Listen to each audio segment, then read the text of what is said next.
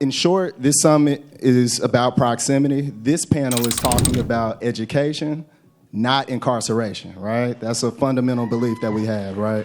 So I'm gonna go ahead and jump right into it. I'm about to introduce our panelists. The first panel or panelist that's coming to the stage is a brother of ours and a newly elected school board trustee for Dallas ISD. Y'all please show some love to Byron Sanders and welcome him to the stage. This panel, again, earlier I mentioned one of our sponsors. This panel is actually presented by the Commit Partnership. Give a round of applause to not only a former teacher, but a former school board trustee himself, the president of the Commit Partnership, Miguel Solis.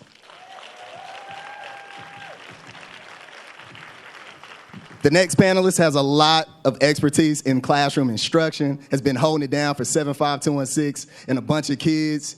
I want y'all to show some love to a state of Texas master teacher. Emphasis on master teacher. Emphasis on that part. Show some love to Miss Angela Burley.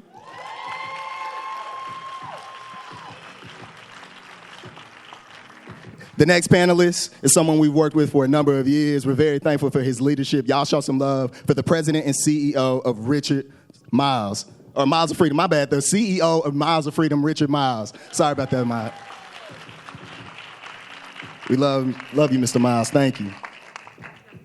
Next up, we have the district attorney for Dallas County, a brother that we appreciate a great deal. Y'all show some love for John Cruzo.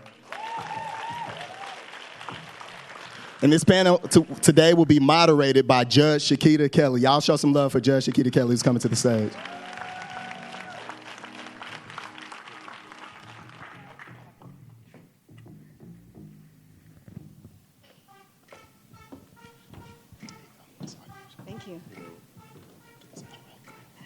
Y'all can be seated. Good morning, everyone. Again, I'm Judge Shaquita Kelly. I'm judge of County Criminal Court number 11, which is a domestic violence court. I'm also a children's book author, but more importantly and relevant to today is I'm a co-founder of Pipeline to Possibilities, which is an organization that was founded to change the pipeline, the school to prison pipeline. I see a lot of young offenders in my court, and we got tired of seeing that. So we decided to go into the school system and educate high school students about the criminal justice system in hopes that we could route them away from our courtrooms. And so far, since 2016, we've been very successful with educating over thousands of students in DISD. So I'm very honored to be here, and I'm very honored to be part of this panel and moderate this panel. So let's get it started. All right, I want to start with the teacher. More importantly, because as a young girl that was raised in a very small town, it was my teacher who changed my life. It was my teacher who encouraged me, and I think without her, I probably would still be in that small town as a single parent. Okay, so let's start with you. You are proximal, with our kids every day as a master teacher at Frederick Douglass Todd Senior Middle School.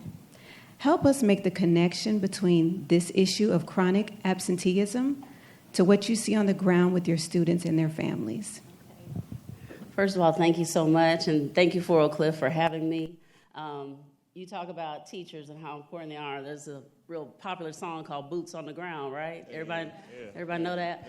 Well, teachers, we absolutely have our boots on the ground. Now, when it comes to discipline and when it comes to absenteeism, I love the fact that this is called the power of proximity, because I think if we wrap it up in a nutshell, discipline, absenteeism, it's about proximity. We have discipline policies that push students away. Not only push students away, we push parents away. And it's not intentionally, but when we suspend a student, what happens to them? Yeah. They're leaving the campus. Even when we have, when a student does wrong, we still hold this thing against them. I have a motto in my class, and a lot of the teachers at Todd have mottos. Mason Gang Baby, Miss Dr. Kelly had We Love in Here. My motto is We Love in Here. Hers is a safe place, but we love in here. And it's based on 1 Corinthians 13. And one thing I tell my students, and I had to grow to this point, but if you cuss me out, love keeps no record of wrongs. Love is patient. Love is kind. And if you go through the halls of Todd, you hear, we love in here. We love in here. And so that perspective of we have to let these students be restored. We have restorative practice. We have, we call it reset and restorative rooms. But the idea of restoration needs to permeate throughout the campus for our students and then also for our parents. We tend to not want to contact our parents when there's an issue or when there's a student who is just, we hear them coming. They tell the previous grade says, oh, you getting the such and such, and they have a reputation, and their parent may have a reputation. We can't push those parents away. We have to find a way to bring them in. We have to find a way, thank you. Y'all can give it up for her.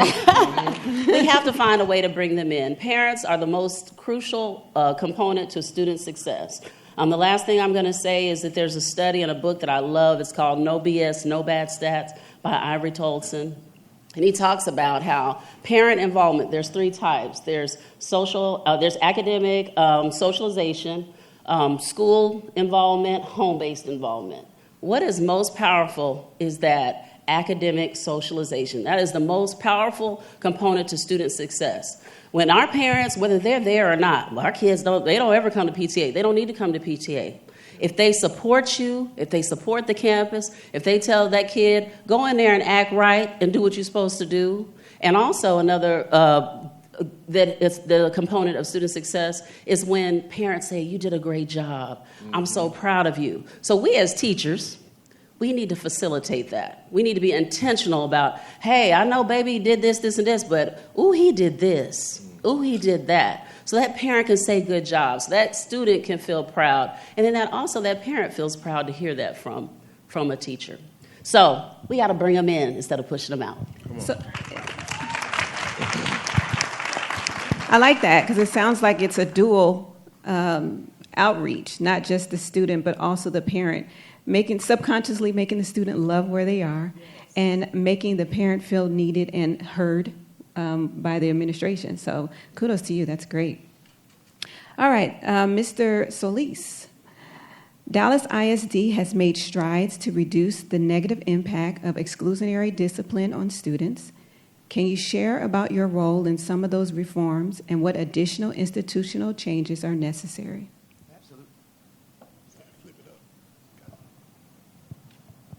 I'm always the guy on Zoom, by the way, who's muted, and so so that felt very real to me. That was a joke somebody's playing on me. The first thing I want to say is I always love coming to Fort Oak Cliff events because I know I'm going to leave inspired. But I really wish you could be on this stage right now and look out and see what we see. It's beautiful. And so I just want to thank y'all all for coming here today. So at Commit, one of the things that we do, we were founded back in 2012. We essentially are trying to work with school systems to help them understand, oftentimes through data, things that are calling out saying this needs to be addressed. In 2013, when I got elected to the Dallas School Board, one of the first reports that was produced for me that all trustees at that time got every 6 weeks was the discipline report. And it was about 50 pages of an Excel spreadsheet that you just would have to flip through and try to make sense of. And the first thing that made sense to me was, this is not the way that we should be looking at data, because I can't figure out what's left from right. I see schools and I see codes and I see all this stuff, but clearly a lot of stuff is happening related to discipline. So what's going on? What is this telling us? Over time, one of the first things Dallas ISD did really, really well is get very smart about how they were even tracking and logging through their system discipline infractions. Now, that didn't make anything better, but it provided insight to then identify what might the trends be and what possibly could be done. And what we found when we started looking at data that way, it was really clear. Of the at that time, 65,000 kids in Dallas ISD, about 20% of those kids were African American students. About half of that was African American male. And yet, year after year after year, and we looked at this for a decade, every single year, the kid who was getting disciplined the most was a black boy. The trend never broke. What was even crazier is the amount of discipline that was happening in the earliest grades. Pre-K, kids being suspended. Now, the other thing that data shows was I don't think anybody, any educator, goes to school to say, I'm going to suspend a kid. I don't think that's people's intention. But the system was set up to produce one result and to produce it consistently. And so the next thing Dallas ISD did is said, how do we change that system? And to many people's credit, the first thing they did was they had to reckon with the truth that was and speak very publicly about that. But it's one thing to say we've got a trend, it's another thing to say we have solutions. And so over the last few years, there have been policies that have passed in which later the state would pass, sadly, has now regressed on after this last legislative session. But starting with the fact that pre-K through 3, those kids cannot be out of school suspended. It does not mean that you just let them get away with stuff, but you can't do that. And instead, we have to put new systems in place to try to support those kids. To cut to the chase, at the end of all of this process, which has been roughly at this point, I'd say probably 8 years, Dallas ISD, to my knowledge, is the only school system, certainly large urban school system in the United States of America, that has said, from pre-K through 12th grade, we are not going to out of school or in school suspend any kid, except in state mandated cases, which is often violence or drug related. And instead, we're going to build out a brand new culture, starting with things like the reset centers, but also trying to get ahead of discipline issues. Because the last thing to be said about discipline systems, and I'll stop, is they're often reactive. It's about how do we respond to an incident after it's already happened. To your point, the ethos shift, how do we get ahead of those things? How do we get proximate to the kid and the relationship that needs to be built and the partnership that should be built with the parent or the guardian to reorient the entire system? And so Dallas ISD is certainly leading the way. Thank you for that. Mr. Sanders, hello. Yo. All right, so your new role as D5 Dallas ISD School Board member gives you the opportunity to steer this conversation. What efforts are you getting behind, and what role do teachers, school leaders, and parents play in breaking this cycle? I love the question, and I think it's a beautiful thing for me to come after my brother, Miguel. So for those who didn't know, Miguel was a trustee with Dallas ISD for how many years? 7 years. 7 years. 7 years. I had hair when I started. He did have hair. So I'm looking into a crystal ball, literally and figuratively. I'm just saying. You know what I'm saying? I'm going to go ahead and get whatever ointments I need on deck. But I love that I'm coming after my brother because what we're also doing is building on what Dallas ISD. Here's the thing. If you're going to do something different, bold, innovative, there's probably going to be a little bit of stumbles out the gate. There's going to have to be iterations. There's going to have to be an iterative process. But I want to make sure that we as a district are not pulling back from something that we know absolutely needs to happen and that we have to figure out. Let me put a little bit of context behind what happens when we don't do well as a system, not just the school district, but like as a society, when one of these young people falls through the cracks, falls through all the different safety nets, and ends up in jail. A lot of times people don't understand just how terrible of a tragedy that is. When a young brother or a young sister ends up going to jail. This is in 2019 when we did this assessment. I used to lead an organization that did a lot of work in the juvenile justice system. So I'm talking about stuff that I know, not stuff that I heard. Back then, it costs about twice as much to incarcerate a young person than it did an adult in Dallas County. State incarceration was about $150,000 per child per year. Y'all, that's like a couple of years of Harvard, straight up out of pocket. We would do better to send a kid to full overly expensive private school all the way through high school than for them to spend 1 year locked up. And when a child gets locked up, if they're locked up under the age of 18, guess what happens when they turn 18? Do you think that they are less likely to be locked up in the future? No, it kickstarts a cycle, and you hit it early and often and usually throughout their extended life. And by the way, that life ends up being a lot shorter. Life expectancy, 20 years less for a person who's had some touch point with the juvenile justice or incarceral system. It's that serious. So the reason why I wanted to contextualize that is because when we're talking about discipline reform, it's not about these kids bad. They need to, we need to get them in order. We're actually talking about life or death. This is a life or death problem that we're dealing with further upstream.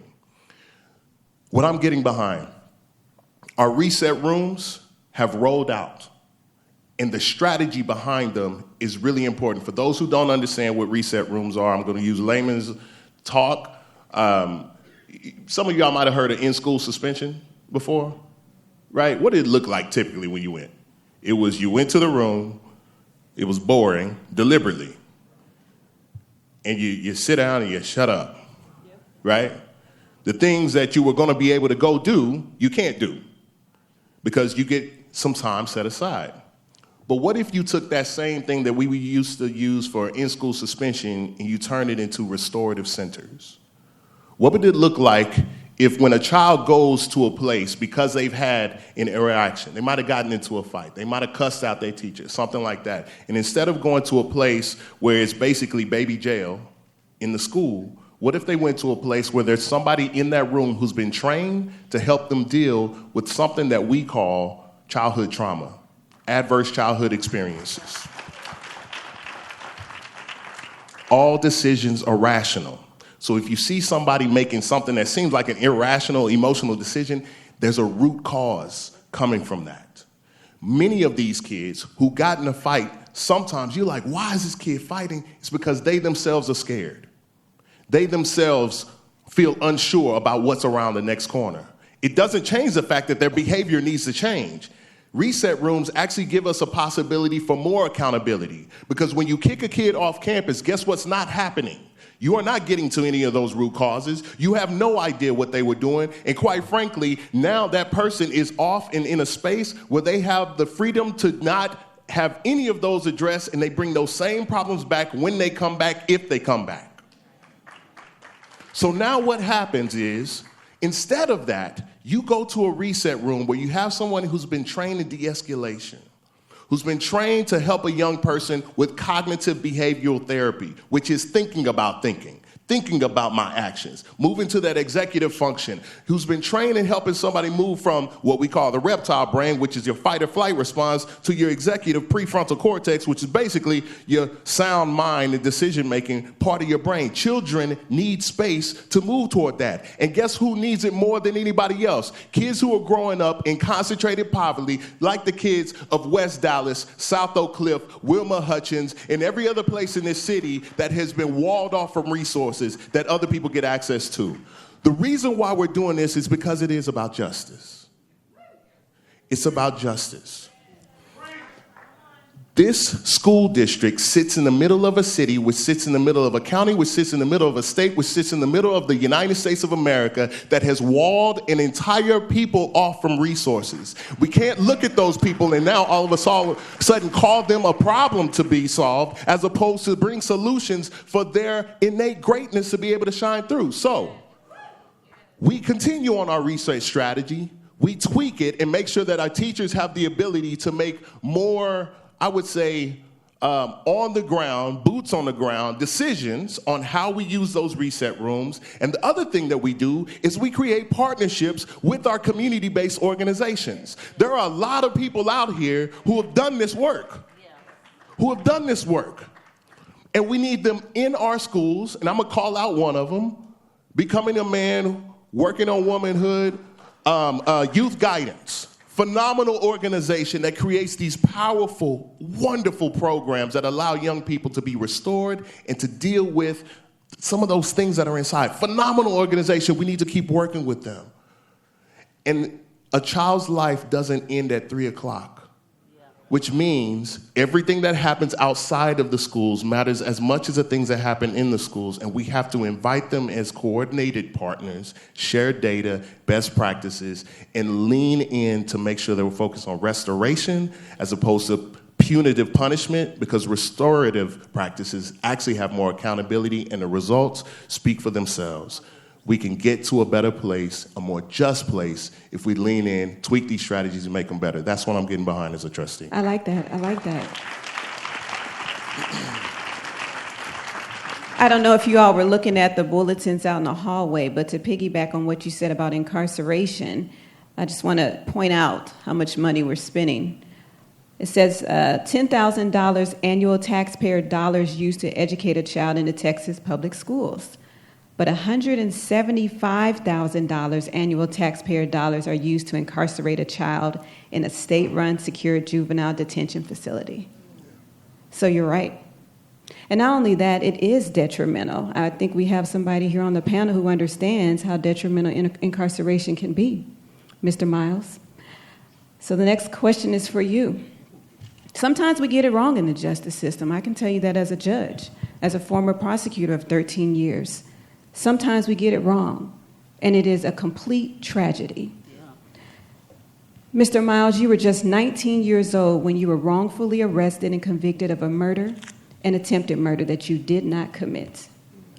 Please elucidate or describe the impact on that of you, your family, and the community that it had. So thank you for the question, and huge shouts to Xavier and Taylor for Oak Cliff for putting on this amazing program. And when I think about the power of proximity, power is the rate at which force is provided. It means it's a consistency.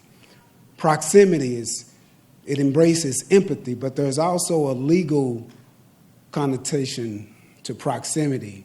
I was born and raised in Oak Cliff, Glendale Park. And so anything that happens in Oak Cliff, it's a part of me. I'm a part of that data point of how much it costs to incarcerate a person, even though at the age of 19, I was wrongfully arrested for murder, sentenced to a total of 60 years in the Texas Department of Corrections, spent 15 years in prison as an innocent man. When I think about proximity and the work that I do with Miles of Freedom, I worked in the fields with men as we pick sweet potatoes or pick whatever agriculture that they had. I showered with over 300 men in these showers. I lost my dad while I was incarcerated as other men lost their parents. Everything that I dealt with in prison as an innocent man, I grew up with guilty men in prison, and what I saw was men in prison reach a level of redemption before they reach a level of rehabilitation. Now this is based upon, as my mentor Byron was saying, the systematic system in which it's structured that creates a pathway in which when individuals return home from prison, they face barriers. So when you're thinking about proximity, getting incarcerated at the age of 19 and then being released at the age of 34, 6 months after my dad passed, now I'm returning home. My mom is looking at me as if I'm 19, but I'm really 34, and the realization is that I'm handicapped. Because I wasn't supposed to talk to a woman in prison, so how can I speak to a woman now?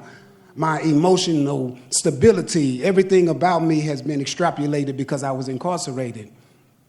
And when you're talking about proximity, when I come out, the worst thing for an exoneree to do is to not find value, because I was never supposed to be in prison, but society shuns at me because I was in prison.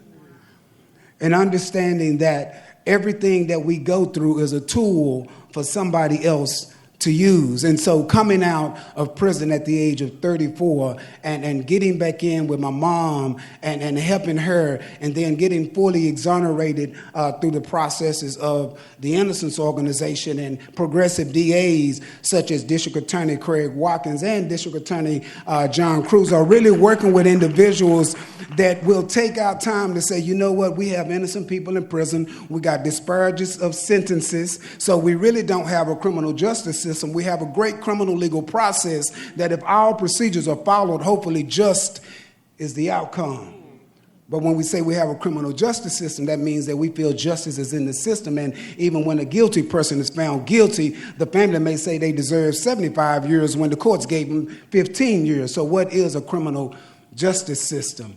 It really makes you start think about what you're doing and how we're doing it. And then as I look at the community, so my family was impacted. You know, I did 15 years in prison. My mom and dad came to see me, and I would put on this facade as if everything was all right. My little brother took that facade as if prison was okay, and he ended up getting incarcerated because his big brother wasn't there because his big brother was wrongfully incarcerated. My dad, when you read Ex parte, Richard Miles was the landmark case about my case. My dad fought and went to get the records, but he passed away. And so the dynamic of the family is shifted when a person is incarcerated. But what are we doing about the system itself, which brings about miles of freedom? Proximity. Because I grew up with so many men in prison, because when my dad passed, they let me cry on their shoulders. Because when I didn't have no commissary to eat, the same person that was convicted of drugs is breaking bread with me so I can eat in the day room. Because I do that, because I experienced a system that wasn't pouring into me but was taken out of me, I had to do something when I came out, which is miles of freedom. So I want to go back to prison. I want to serve on the board of the District Attorney Advisory. I want to teach police officers. I want to train District Attorney's officers. Because the best thing that we can put on today is not Louis, it's not Gucci, it's empathy.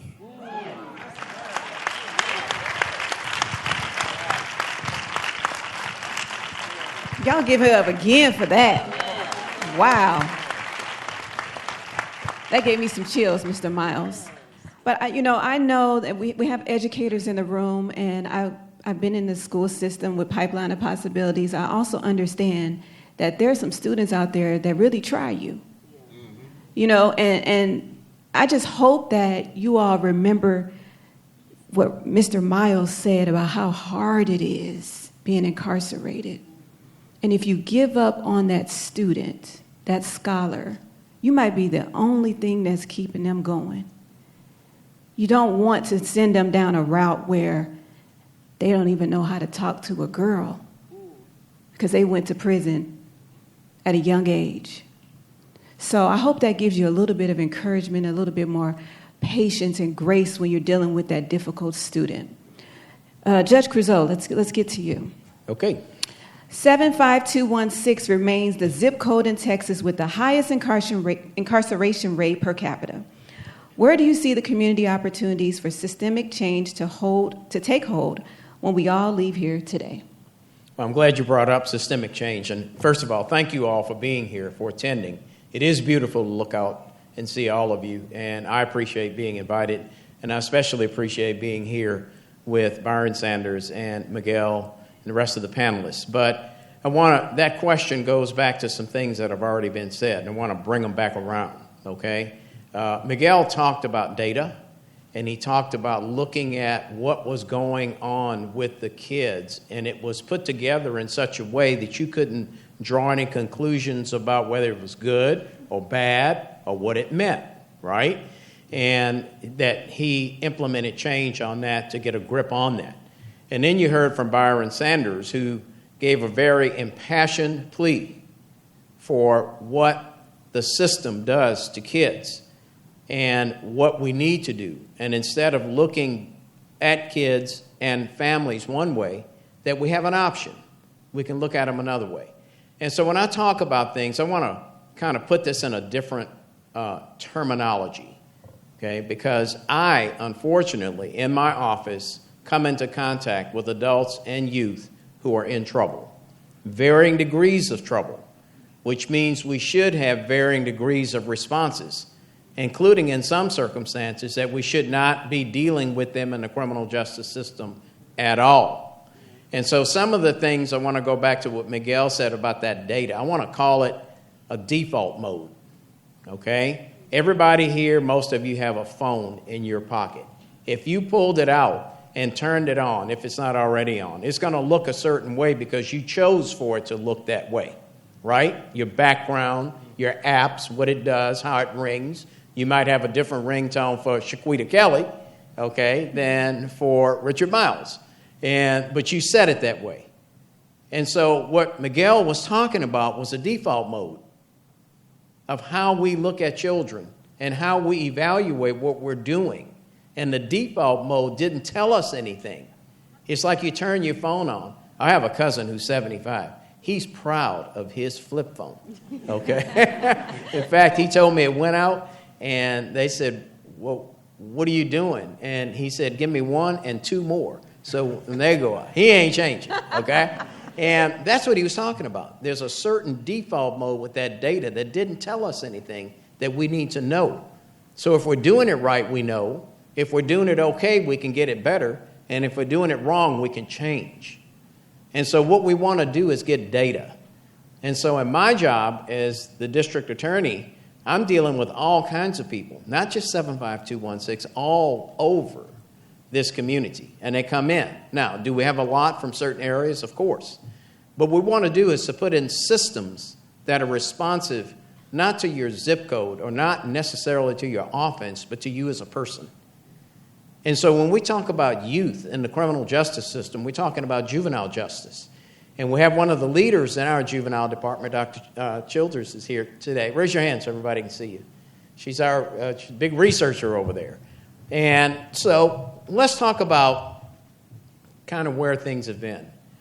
A few years ago, I looked at some of the data that was coming from the state, and it didn't look like we were moving in the right direction, doing the right things. Okay, so we actually hired a researcher to come in and look at the data. Same thing. What are we doing, right? And we learned that we were doing a lot of things wrong, the wrong way. And when I say we, I'm going to include my office, okay, because we were on a very, very poor default mode as to how we were handling juvenile justice. And I want to take responsibility for it. Because when you take responsibility for something, you're number one, transparent. Number two, you know that you have the opportunity to change. And so we have done everything we can. And we continue to employ that same researcher to follow this data, to make certain or to make recommendations for us. One of the things that we noted was the population inside the juvenile detention center. Back in 2023, early 2023, every day, talk about populations and costs. It was 220, 230 kids. Okay, we got it down to 85 recently. It's bumped up a little bit to 100, but some of that's seasonal, some of that's change of staff and what have you. You're going to get some bumps. But the bottom line is we are far, far better. And why are we better?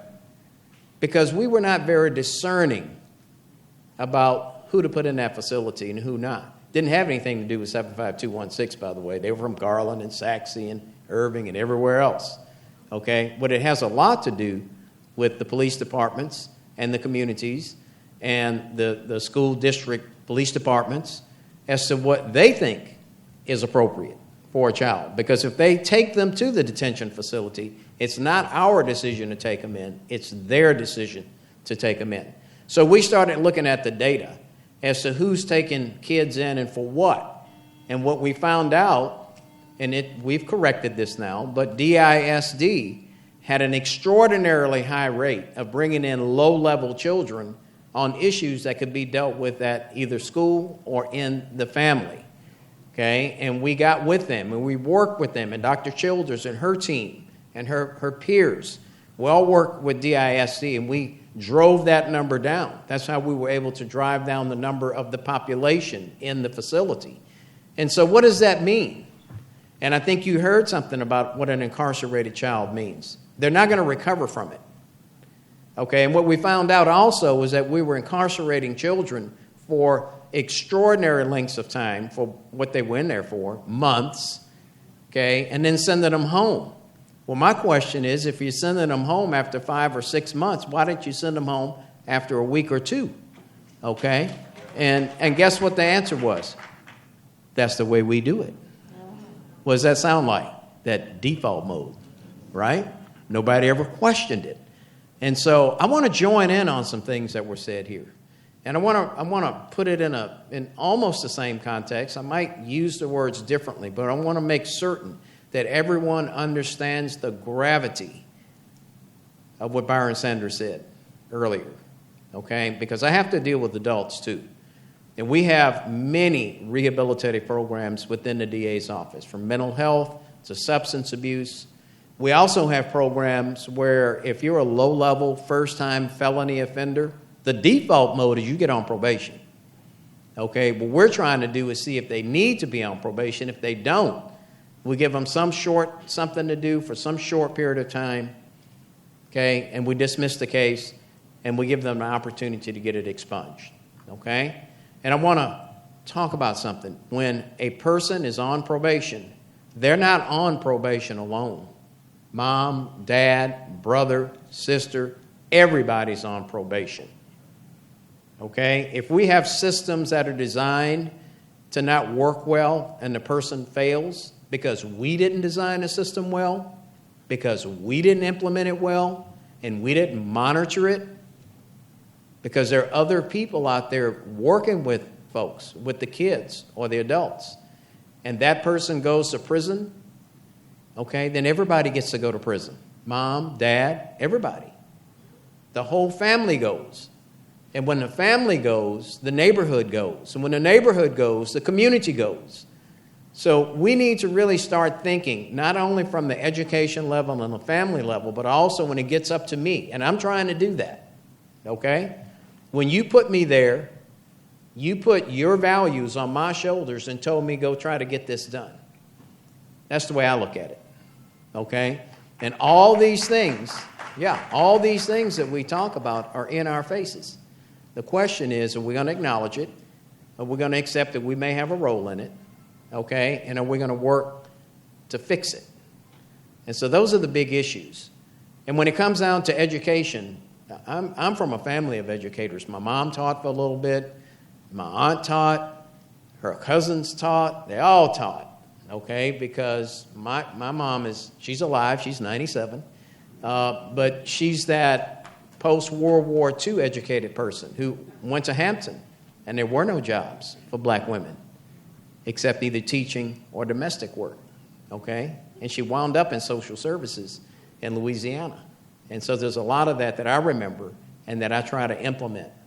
Okay, what are we going to do about a person who comes through the criminal justice system? So one of the things to take away from here is do no harm, which is the doctor's creed, right?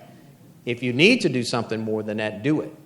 But do it in a just manner and do it in a manner that doesn't scar the person or the family any more than necessary. And let's be honest, if you go out here and shoot somebody in the head, you're going to prison, okay?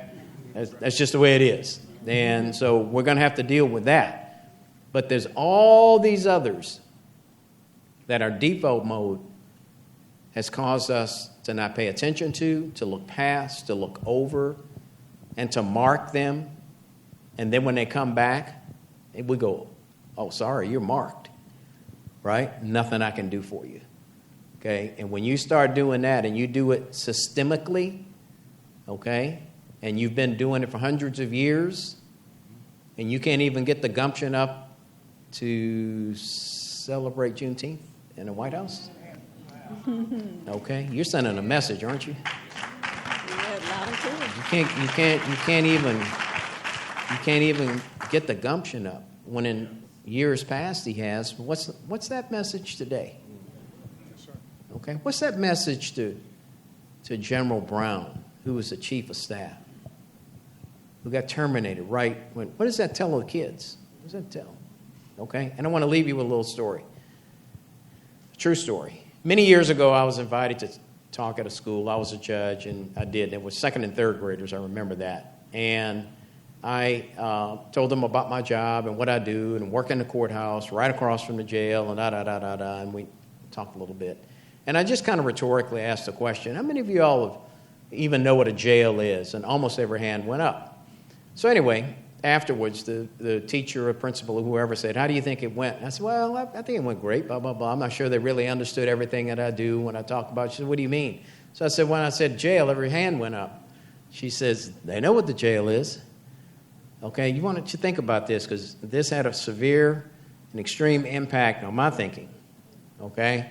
She said, they know what the jail is because they've been there to see mom, they've been there to see dad, they've been there to see brother, and it's that and the other. And I started thinking about it. And I started watching the line, the visitation line, and all the adults holding the hands of children going in to see somebody. And what I realized is, without us even knowing it, we're already changing a default mode of a child. We're conditioning a child, okay? And one of the most heartbreaking things for me is when somebody who's in jail and I'm trying to talk to them when I was a lawyer or a judge, and they got frustrated or whatever, and they said, just take me back home. Well, home is the cell. You think about that. Take me back home, i.e. the cell. Okay, and I started thinking about those kids out there and how they answered me. And what I realized is that we are conditioning children to be in jail. And the only thing left, which ain't a hard thing for them to imagine, is just being on the what? Other side of the window. Okay? And if we're not careful, we have lost a lot of people. But if we don't get this straight right now and continue to work on it and put great leaders like this in our educational system, then we're going to continue to lose people. But data tells the story. You got to acknowledge when you're wrong, and you got to work to get it better. So thank you. Thank you, Judge. I think one thing that several things we've learned on this panel today, phenomenal things, but one thing particularly is how it affects not just the student, but the whole community. And we only have time for one more question. I'll let whoever wants to answer it. But what role does the community play in shaping safety and justice? And what could they do? Anybody can answer that. So I feel I'm going to answer that, and I feel compelled, though, to answer it a particular way after I've heard everything said. I'm going to come back to Dallas ISD just for a second. And the community has a role to play and has played a role to get us to this point. So I gave you all those statistics, and I said how many numbers, the numbers of kids that were being out of school suspended, the types of kids, and so on and so forth. And when what was described back then as radical approaches that a lot of people thought were crazy, you're not going to suspend the kid. You're not going to in school suspend a kid. Kids need to be taught consequences. They need to learn those things. Radical ideas with the right message, because the data tell us, and a community who stands up to say, we are going to do something different, and we're going to let these ideas take root. The naysayers said two things. One, these kids are going to be crazy in schools, and schools are going to turn into just a crazy setting. And two, academic achievement is going to go down as a result of that. Now that this has been happening since roughly 2018, 2019, Dallas ISD's STAR results just came out. Yep. Outpacing Dallas County when it comes to achievement growth. That's right. Outpacing many of the largest urban school districts in the state of Texas. So academic issues did not happen. Things only got better. The discipline rates, when kids were going to the reset rooms, we also started tracking, did they then go back? Recidivism. Mm-hmm. Recidivism numbers down since the implementation of this stuff. By the way, the statistics on black boys, the gap now has pretty much closed. And black boys are now breaking the trend of being the ones that are having more discipline issues. Yeah, y'all give it up for that. So I say that to the answer to what can the community do. This needs to continue to remain a community conversation because, to Byron's point, we cannot go back. Everything the naysayers said was going to happen didn't happen. But we got to stop this long-term trend. And so the community has to keep on this. It has to continue to remain an issue. And we have to champion the work that is happening because it is proving its worth. Let's give it up for that. Progress, right? And like I said, Not a perfect system, no system is, but we're making it more in tune with what we said we want to bring in a just and equitable society. To your question about where does the community sit?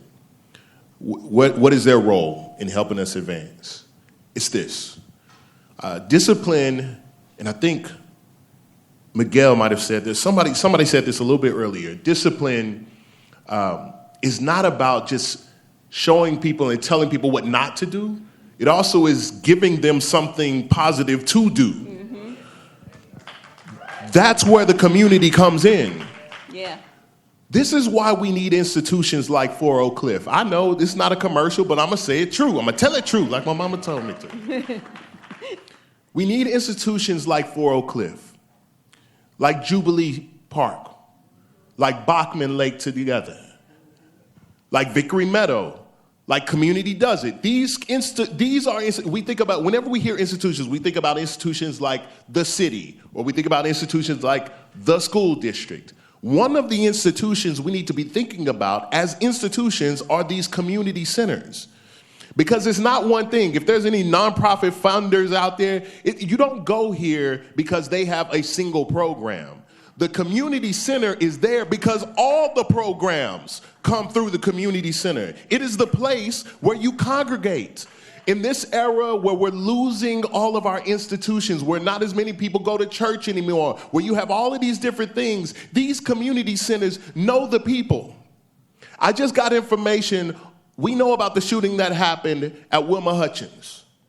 Not a lot of people have heard about the shootings, the two that happened over the weekend, that were with children closely to and involved in the shooting that happened at Wilma Hutchins. Guess where I got the information from? The community. Ms. Johnson sitting here, right here on the front row. You can't have a positive development like we've had in the Roosevelt feeder pattern without Miss Toni Johnson knowing everything that's happening out there, whose mama is who don't like this one. You need to watch that one right there. He was in here the other day. She is a critical feature of any system that we're talking about in making a system work well for children. Our school districts can't do it all. We don't have enough money.